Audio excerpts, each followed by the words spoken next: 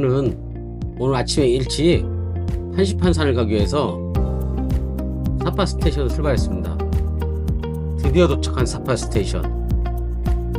이곳은 한시판산으로 가는 여정의 시작점이에요. 스테이션 요감부터 굉장히 유럽 느낌이 나죠? 건축이 정말 멋집니다. 입구로 들어가면 매표소와 기차 플랫폼이 나옵니다. 저는 미리 온라인으로 홀룩에서 티켓을 구매했기 때문에 바로 플랫폼으로 이동할 수 있었습니다. 기차를 타고 가는 구간은 짧지만 풍경이 정말 인상적이에요.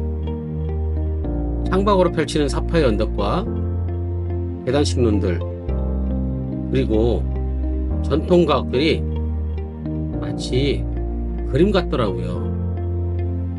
중간에 케이블카로 바꿔 타고 한시판산으로 다시 출발합니다. 길이는 약 6km, 세계에서 가장 긴 3선식 케이블카라고 해요. 드디어 한시판산 정상에 올라섰습니다. 사방이 온통 하얀 우물로 가득해 이곳이 진짜 지상인지 하늘인지 구분이 안 될 정도네요. 눈 아래로 펼쳐지는 구름바다, 마치 구름 위에 서 있는 신전 같고 세상이 잠시 멈춘 듯한 고요함 속에서 숨소리마저 조심스러워집니다.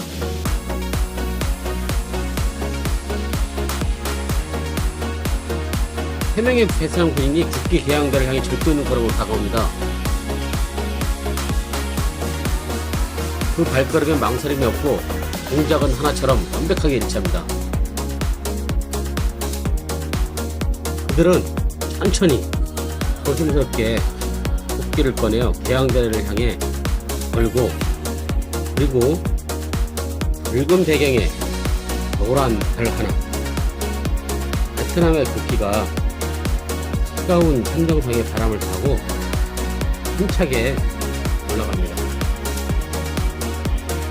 바람 속에 휘날리는 그 깃발, 그리고 그 앞에서 경계하는 군인들, 누군가는 단순한 관광지라 말할 수 있지만 이 순간만큼은 이곳이 그 어떤 성지보다 신성하게 느껴집니다.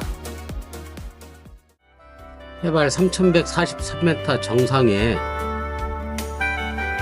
고요하게 서 있는 석탑, 그리고 그 옆에 거대한 불상이 웅장하게 서 있는데요. 무려 21m에 달하는 이 불상은 구름을 뚫고 올라선 듯 당당하고 자비로운 눈빛으로 산과 하늘을 모두 품고 있어요. 불상 내부도 들어가 볼 수 있는데요. 안쪽은 금빛 보라와 장식들이 영롱한 빛을 내며 방문자들을 맞이합니다. 향냄새와 함께 독특한 고요함이 감도는 이 공간, 마치 마음까지 식히는 기분이 드네요. 이런 곳에서는 잠깐 멈춰서서 아무 말 없이 마음을 내려놓는 시간이 필요하더라고요. 산 정상에 위치한 고풍스러운 정원에는 마부가 이끄는 마차도 보입니다. 약간 동화 속 장면 같기도 하고 관광객들을 태우고 천천히 정원길을 도는 이 모습이 참 낭만적일 거라 생각됩니다.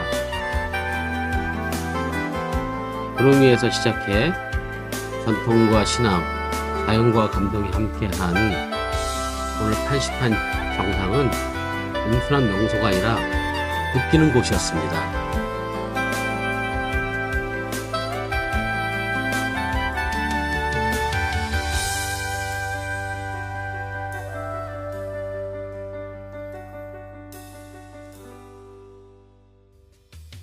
이 영상은 소널드에서 제작한 한시판 케이블카 설치 과정인데요.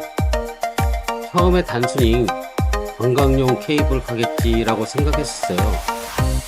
근데 저도 이 영상을 보고 있자니 생각이 완전히 바뀌더라고요. 저 험한 산을 깎고 날씨와 맞서 싸우며 거대한 부품들을 하나하나 끌어올리는 사람들, 이건 기술이 아니라 그냥 어떤 신념에 가까워요. 한 명 한 명이 절벽 위에서 구름 속에서 목숨을 걸고 일하고 있고 그 얼굴에선 두려움보다는 사명감이 느껴지네요.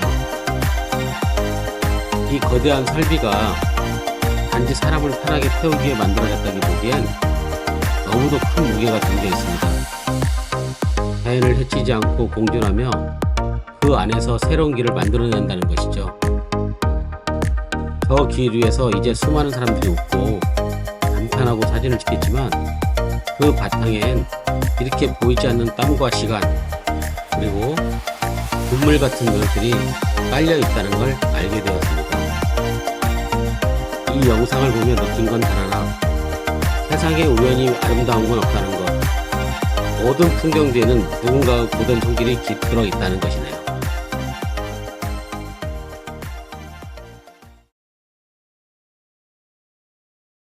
지금은 깎간마을로 내려가는 길입니다. 중간중간 길가에 앉아 물건을 파는 흐멍족 여인들의 모습도 보이는데요. 인상적인 건 그 옆에 작은 상자를 놓고 그 안에 아기를 돌보는 모습도 자주 보이는 거예요. 아기와 함께 생계를 이어가는 삶의 단면이 고스란히 느껴지는 순간이죠. 길은 제법 경사가 있지만 내려가는 내내 풍경도 좋고 구경거리도 많아서 지루할 틈이 없습니다. 앞뒤로는 전 세계에서 온 여행자들이 줄지어 걸으며 저마다의 순간을 담고 있고요. 그 틈에 섞여 걷다 보면 이곳이 단순한 관광지가 아니라 사람들의 삶이 녹아있는 공간이라는 걸 느끼게 됩니다.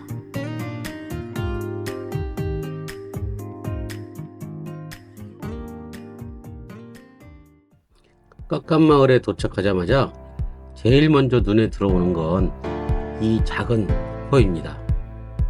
길가 바로 옆으로 졸졸 흐르는 물소리가 마치 이 마을의 환영 인사처럼 느껴지는데요.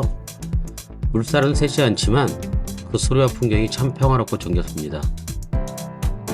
마을 안쪽으로 천천히 걸어 들어가다 보면 전통 복장을 입은 여인들이 길을 따라 움직이고 있는 모습도 자주 보이는데요. 색색의 천으로 장식된 옷과 머리 장식이 굉장히 인상적이에요. 저 멀리 물가에는 말을 몰고 있는 사람들도 보여요. 자연과 함께 살아가는 이들의 삶이 고스란히 담긴 풍경이죠.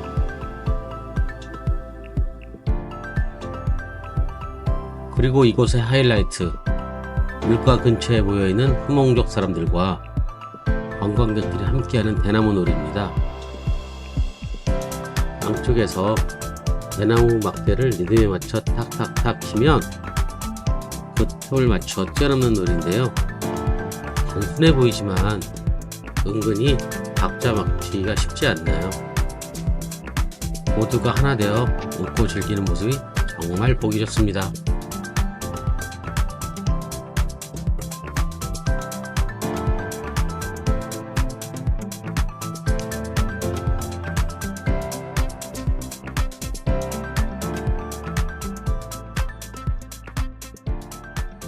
마을 안쪽으로 조금 더 들어가 보면요, 전통의 분위기 속에서도 꽤 아기자기한 공간들이 눈에 띄기 시작하는데요. 그중 하나가 바로 이 작은 카페들입니다.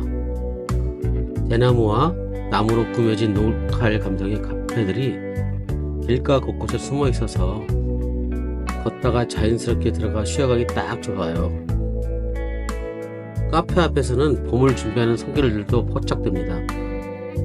이른 아침부터 사람들이 모여 작은 화분에 꽃을 심고 정리를 하며 마을을 단장하고 있었는데요. 계절이 바뀌는 순간을 이렇게 직접 보고 느끼는 게 참 특별하더라고요. 모두가 마을을 위해 조용히 움직이고 있는 이 풍경이 마치 한 편의 다큐멘터리를 보는 것 같았습니다. 이 마을은 누군가의 삶의 터전이고 또 누군가의 추억이 되는 여행지가 되죠. 길을 걷다 보면 우측으로 다시 한번 작은 폭포가 나타납니다. 아까 봤던 것보다 더 가까이서 더 생생하게 들리는 물소리, 이 조용한 흐름이 계속 귀에 맴돌아요.